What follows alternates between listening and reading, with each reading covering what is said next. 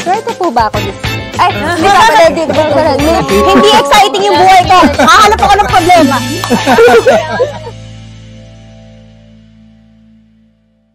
Hello guys, we're the cast of Can't Buy Me Love.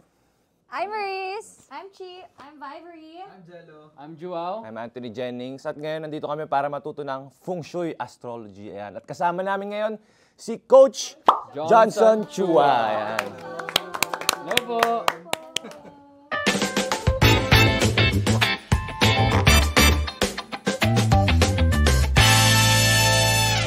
Before we start knowing about how the Chinese astrology works or yung Feng Shui astrology, familiar ba kayo sa Feng Shui muna?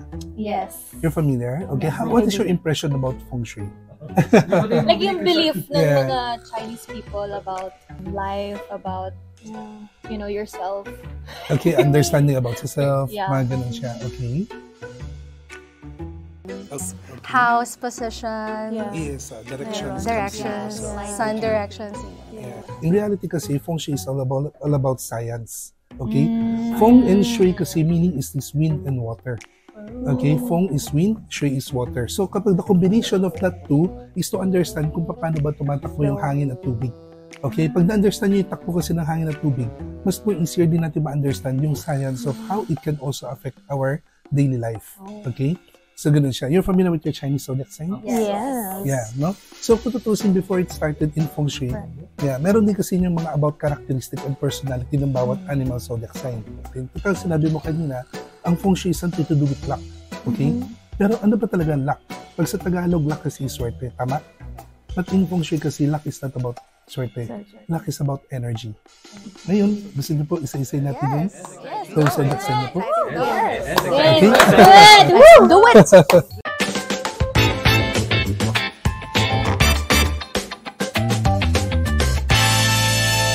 September 22, 1987. So you are born in the year of the fire ox. Okay?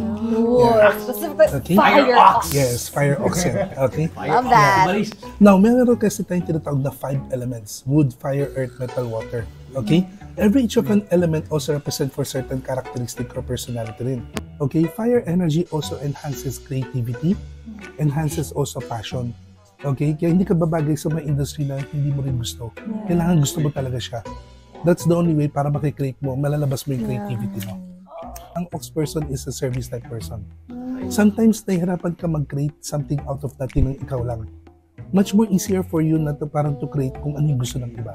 When you say service type kasi, kailangan nila, sinerve mo, binigay mo sa kanila. Okay? Swerte po ba ako this year? Ay, hindi ka pala. Mamaya.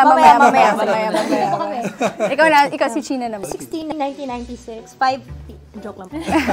Year of the Yeah, so, year of the fire rat also. Okay, 1996. So, yeah. So, kung in short, malakas din yung fire element mo. So, that also enhances your creativity also, your passion din. Pag August person kasi, originally as an autumn child, medyo malakas ka rin in terms of like, you love to explore things. Okay, alam mo parang like anything, may mga adventure, may mga bago. Yun yung gusto mo lagi. Yun siya. Kaya gusto mo lagi, naghahanap ka na lagi ng bago. Okay, lagi yung nag-explore. Pwede po pa-rephrase na joke lang. Hindi, okay lang. Oo, actually. Bagong world. Yeah. Something adventure. Something to, adventure. I love learning. Learning, yes, tama. Ganun siya. Ang rat kasi is like parang sabihin natin problem solver. Okay? If there's problem, we offer solution. Strategies, parang ganun. Ang problem lang, if there's no problem, we find problem. Yun lang. Okay? Hindi exciting yung buhay ko. Hahanap ako ng problema. I don't want peace. I want problems. I want drama nila. Vivory, ano ka Vivory? August 3, 2000. Kasi sa mga year of the 2000 po is Metal Dragon. So, bali 3 of you are Metal Dragon. Okay? Yeah. So, this year is also your year. Pag meron tayong something gusto, yung achievement, goal-oriented, kailangan makuha natin siya. Para hindi tayo papayag na hindi natin nakukuha. Yun, no? So, that's one of the strength of the dragon. Yeah. Ang problema lang minsan ng dragon, pag hindi nila nakuha yung gusto nila, sometimes mabalik sila ma-frustrate, ma-depress. Ganun siya. Okay? Kaya dapat medyo ingat mo yung emotions. Ganun. Okay? Metal is something to do with cut with wood. Okay?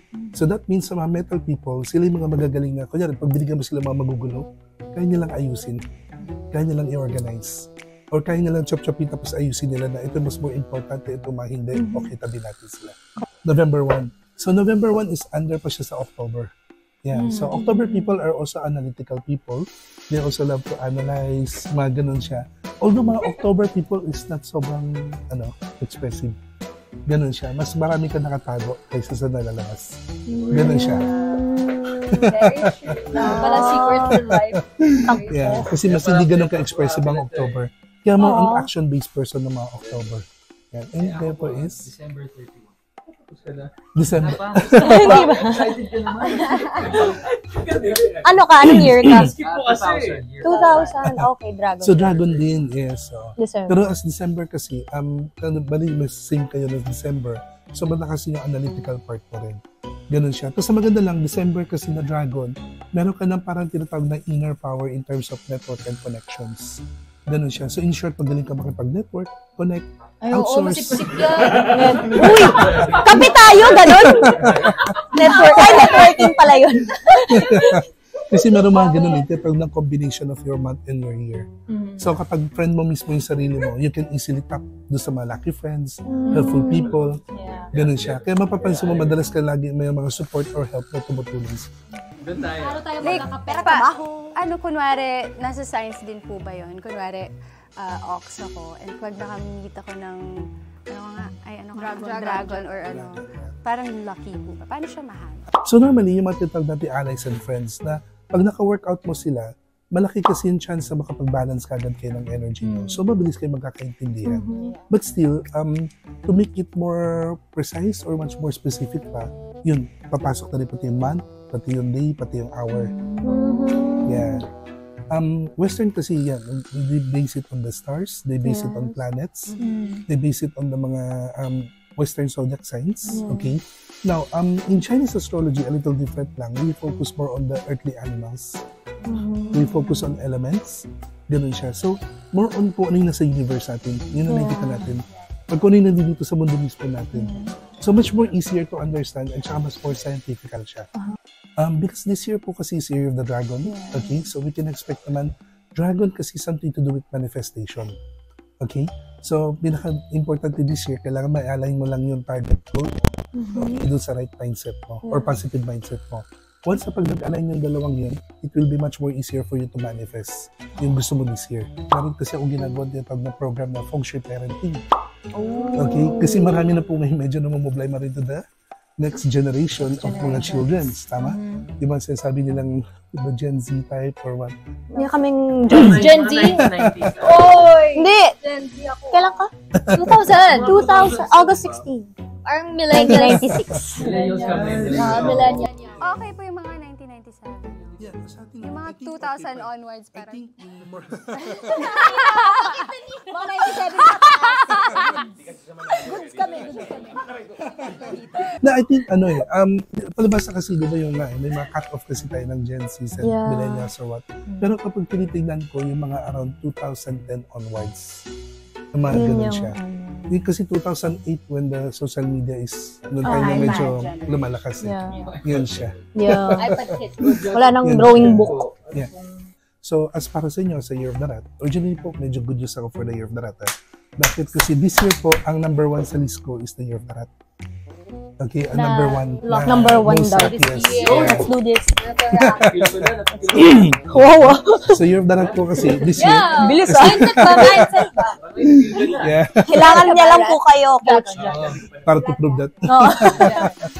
How about the dragon? Yeah. Dragon naman kasi for the year, because this year is your own year, originally medyo mixed yung energy. Okay? In terms of positivity, power, authority, recognition, malalakas sa dragon this year. Wow. Kasi pag sarili yung taon, I feel you're powerful given... agad. Yeah. Kasi kasi pag sarili yung taon this year, you're given a chance para to go up on stage, di ba? Parang kayo lahat ng spotlight sa inyo nakafocus eh. Di ba? So very powerful siya. Kasi ang nagiging problem lang ng ox, sarili mo problem, wala kang problem. Ang pinaproblem mo lagi yung problem ng iba. Okay. Yun lang. Aray. Tama? Parang Yun lang siya. sa pula. Kumbaga ba kasi minsan problema ka, minsan magmumapok ka, pero pag bigla mong nilinaw, hindi ko naman pala problem to Ba't ko nga ba siya pinaproblem? Love. Love. Para for sa House Lucky or love unlucky? and Energy for relationship the- from for our years. Dragon. For our Actually, signs. i-generalize ko muna yung love energy para for this year. Love energy naman this year is okay. Maganda naman po yung this year na energy. So, mga for singles, finding love, okay? This year, maraming Wala mo opportunity single. for that. Okay? Pero yun nga lang, in Single terms lang of yan. stability, yun yung medyo may Stability. problem. Quote lang para for everyone. Okay? Kung sakali, hindi naman maiwasan, no? Siyempre, kailangan may mga dinedebate tayo, pinag-uusapan tayo bilang couple, okay? Falls for debate, but not on argument. Bakit? Kasi debate is we're trying to find what is right, what is wrong. Yeah. But argument kasi, It's we're trying to find different, who is right and who is wrong. Meron ng halong turo eh. Ganun siya. So, yun ang ingatan lang natin. Mahilig tayo. Kapag isa-isay naman natin mga animal zodiac signs, because of the year of the rat nga, is a friend of the dragon, so we can favor for the energy of love this year. Kasi pagkakaibigan mo yung taon, malakas yung energy ng love din natin. Relationship. Okay? Yun. This year, hoping much more better and more projects pa para sa inyo. Because sabi nga natin, maraming fire this year. Fire has something to do with passion, entertainment also. Ganun siya. Kaya nga yung mga best na business din mga papasok for the year. Anything related to entertainment, in terms of like food even, kasi fire is also food. Tapos also like yung mga like sabihin natin social media. Yun. So sila yung mga patok ngayon eh. Ganun siya. No? So we can maximize it more pa. Kaya mas more project pa po sa inyo. Salamat po, Coach. Thank you, Coach. Thank you, Coach. Thank you for your energy. We give back your good energy. Thank you. Thank you. So yun guys, sana marami kayo natutunan and maraming salamat Coach Johnson. Ngayon, sobrang dami naming natutunan, grabe. And guys, Can't Buy Me Love, don't forget to catch 9:30 PM po yan.